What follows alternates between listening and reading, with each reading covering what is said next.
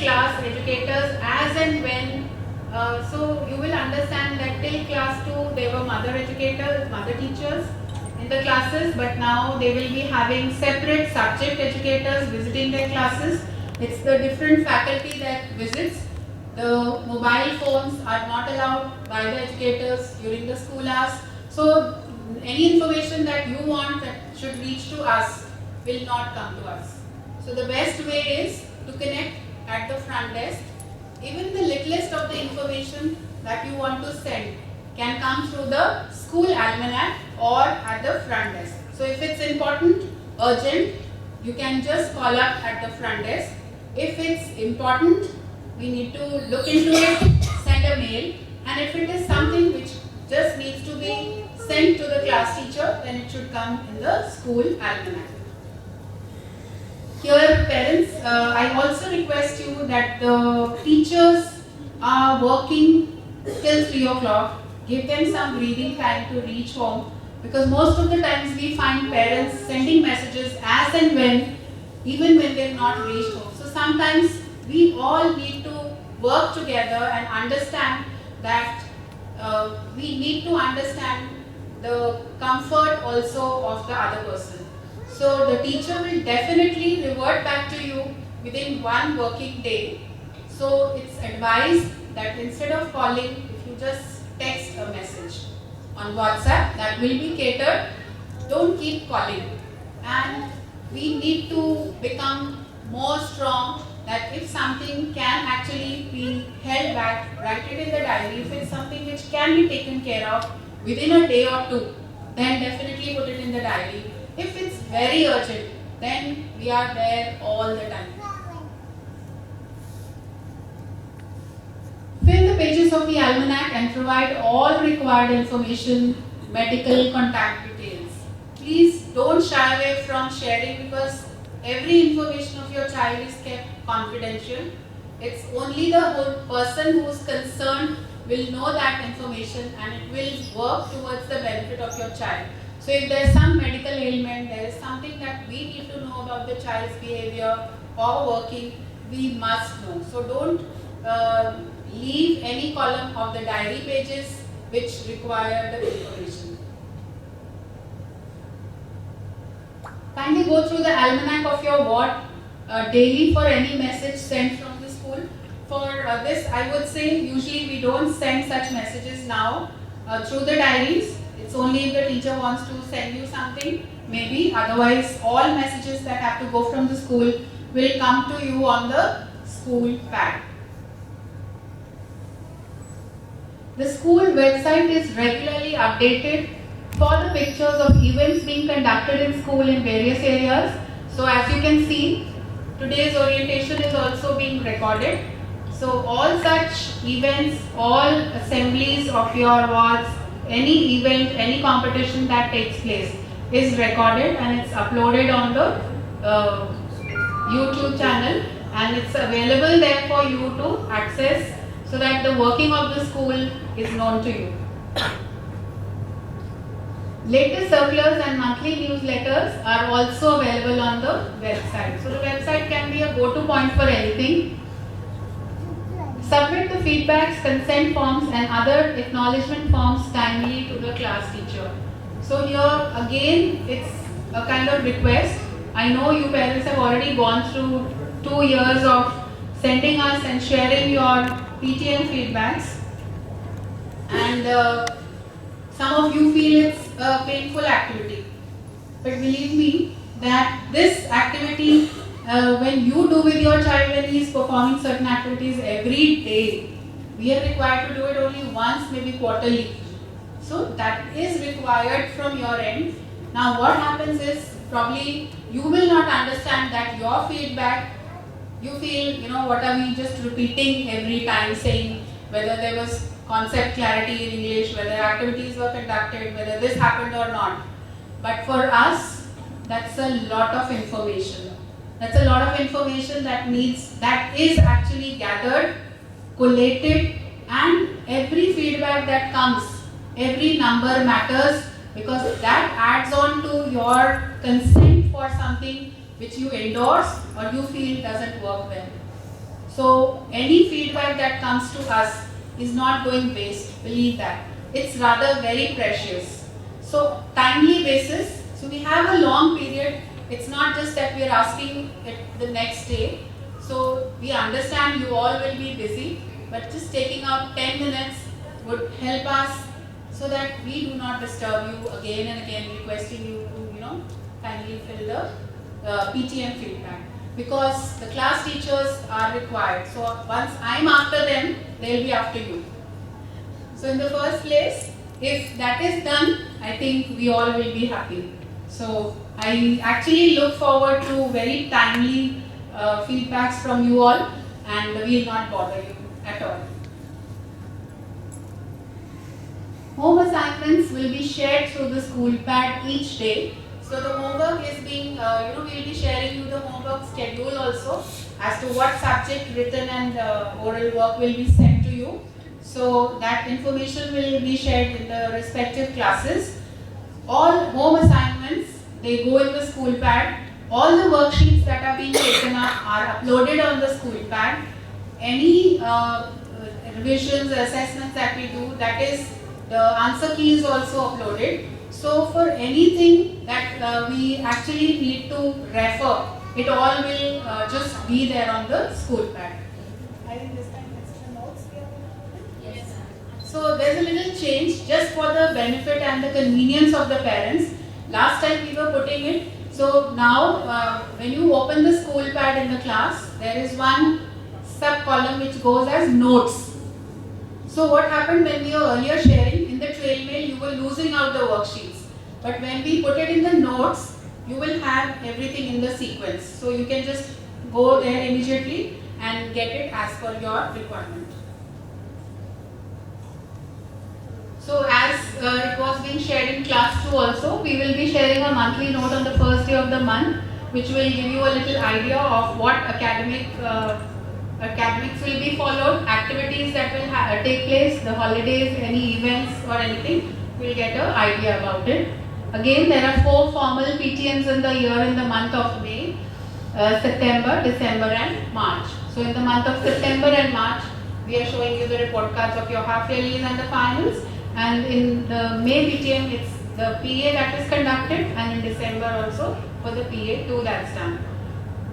This is one point of contact where you can come talk to your students, subject teachers, class teachers at length, and any information that needs to be passed on to the school or anything can be done. You can also meet me if there's something that's not being taken care by the class educators. You can meet the enrichment head, and above that the principal has an open door policy. You can meet the principal if that is. So that is one occasion where if you feel there's something you want to meet and talk with the principal, you're free to do so. Other than this, other than PTMs, you can meet the class or the subject educator only on Saturdays and also with a prior appointment. And we will always ensure that if something related to the class educators, only on Saturdays, and that also if you can preferably do after 11 o'clock. Now this is something we need to be more considerate about when we have a formal sort of schooling. That is the attendance of a child, which is mandatory by CBSE, that every child have 75% of attendance compulsorily to appear in the final exams. So here every PTM we will be keeping a record of your child's attendance, and if it is less than 75%, then we can actually take a decision not to let the child appear in the exams. So I think that it really doesn't happen unless there is some dire need. In that case, the school must be informed if it's a medical leave or any leave of certain exigencies. Ensure that your ward is regular to school. Avoid early pickup of your ward from school. Again, this is something which you parents can help us, because as and when the whole day we are just sending children out of the classes. So just take it like supposing this is a class, and every now and then there is a request for someone to move out of the class. What happens? The lesson is being disrupted, the children are all getting disturbed, unless it is not very important. And if you plan that your child has to be moved out half day, please keep him away the first half also. Because the child, mentally when he comes to school, he is always at home for that one half day also. And when he comes to school, so he's being pulled out of different classes, it disturbs. So we should understand that we will make it a practice not to allow children to move at least out of their classes before 10:30. Birthday celebrations, very important for any child or any individual, I would say, but we need to maintain simplicity, and that is why we request to send just 2 candies which will be allowed. Do not send any goodies with the child of any sort, because once we have to do that exercise of refusing and sending it back, it doesn't sound very nice. So we do not allow the children to come in their casuals. So now they are big children. We need to understand that the birthdays are there, but they need to be celebrated at home. So all sorts of cakes. So it goes, like if supposing I send a juice, I have that kind of a feeling, oh maybe I should have it or not. Why create such situations which will not work for anyone for? So just send any 2 candies. The happiness is shared through that sweetness only. So we need to teach children that this is, not the Gurukul, but at least a school. So we need to avoid sending children with all sorts of jewelry, big watches, flashy stationery items, especially in the school. Now the teachers in 3 to 5 will be objecting to any sort of fancy stationery, extra stationery that comes, because it actually brings a little bad feeling in others. We don't want that. Let it be a simple pouch which has the needs for that day. Something required, the school will provide. Avoid sending to your child to school in case of any illness. Again it goes, if it doesn't work for me, it doesn't work for others. I would not expect my child to be sitting with a child who is not well. The same goes for us, so we all need to cooperate. Avoid sending any medicine with the student to be taken in school without your written consent. So I would even say that with a written consent, it should not be sent, because sometimes the teacher might overlook the message in the almanac, and as a practice we do not allow medicines to be sent. In case it's to be done and it's very urgent, you must call at the front desk, connect with me, so that I ensure that it's taken in some kind of supervision. And even in the school infirmary, we do not administer any sort of medicine to any child. We call up the parent for if the child is not well, and just the basic is being given here to the children. So no medicine is given as such in school. So kindly ensure that your child brings healthy tiffin, fruits. So we have a fruit break, salads, sprouts, whatever that is for you to decide. Avoid sending too much of junk food. Only maybe as a privilege they can get it on one day. So that could be a Friday that they all are going to sit together and eat something of that sort. And another information that's already reached you is that we are not going to be having a functional school canteen. So I know it's going to be a little tough for the mothers, but I think you people are smart enough, and we always advocate also that we need to go with the homemade food and healthy kind of practices of eating. So this will help us for at least a year. Parent iCard is compulsory for picking up the child from school. So please get it with you, because that is just for the safety of your child. Monitor your child when they are surfing the net. So very important that you do not give them mobiles which are not being used under your supervision. You should always be aware of the fact that what your child is viewing. Believe me, there are certain information, if I start telling you, you do not know, children know better than you.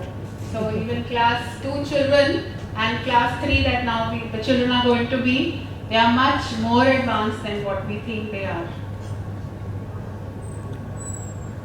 Let's move to the next. So this is something, which is very important, and it's being spoken by in the assembly every time.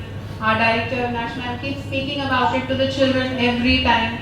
So I just set it as a task for all of us that these are going to be our goals for this year. So we all know that the books are like magic doors that can take you anywhere you want to. So kindly encourage your child to read books. Let them move away from the mobiles. So this will help them a long way in developing good communication skills and their language skills. And you must encourage positive attitude of children and ensure constructive interactions. So it's imperative that these children should now make it a practice to read a book, encourage them at home, and then in the diary we have the school almanac, there's a page which says the books I have read. Encourage them that whatever they are reading, they should write their names there. So maybe in a little competitive behavior, they might want to read more than the other person. And this will help in a long way with the academics also. The second thing is that we want all our children to be quite confident and competent in the communication skills. And here we all want that English spoken has to be groomed. So although children are speaking in class 2, but we make it a point that spoken English is done at all times in the school. We will encourage that, and you can help us in doing so at home.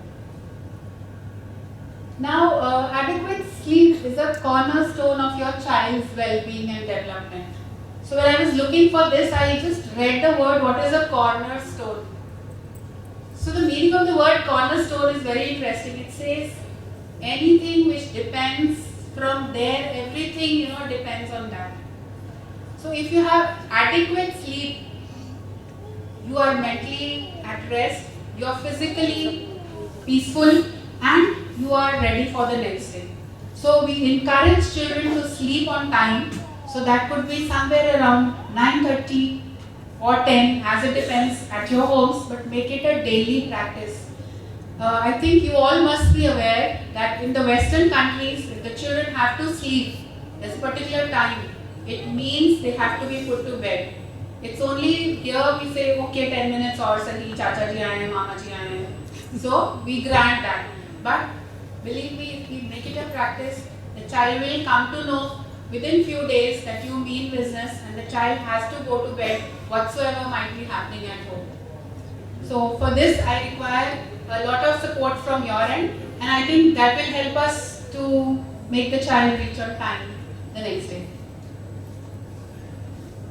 All Saturdays are off for the students, so that's a good time you can spend with your children, going through the whole week's academics and interacting with them. In case it's required, you can come on Saturdays to meet educators and make it, between 9:30 to 11, or I would say preferably after 11. We are all aware that the safety and well-being of our children is utmost. So we have an infirmary, like I already told, we have a qualified nurse, and she's very compassionate. We have a special educator to support with the children of the special needs. So we are already aware, and for that I'm very thankful to, I would say, our children, because more than the adults, I've seen the children being sensitive towards the needs of these special children. So a great, I would say, applause for the students, because they are very, very sensitive and they really go miles to help their peers. So I think that value might have come from you all. So thanks to you all also. I already informed that we have a YouTube channel, and you can subscribe, so that will give you an idea of what's happening in school from time to time. You can see your child, you can see other children, and get yourself updated. So these are, our social media pages. It goes without saying that the social platform is the most important and relevant platform these days. So we expect that whenever you are on the Facebook, you can always put a little thumbs up to the school the Instagram and the LinkedIn. So, your endorsements actually will help the school to be known around. So you can be the ambassadors of SWS. So once again, we look forward, and I am really thankful because I know the past 2 years, all the parents who've been here, they have actually been very active, very cooperative, and the same I seek in future also, because without working together, it's just one hand, I can't clap.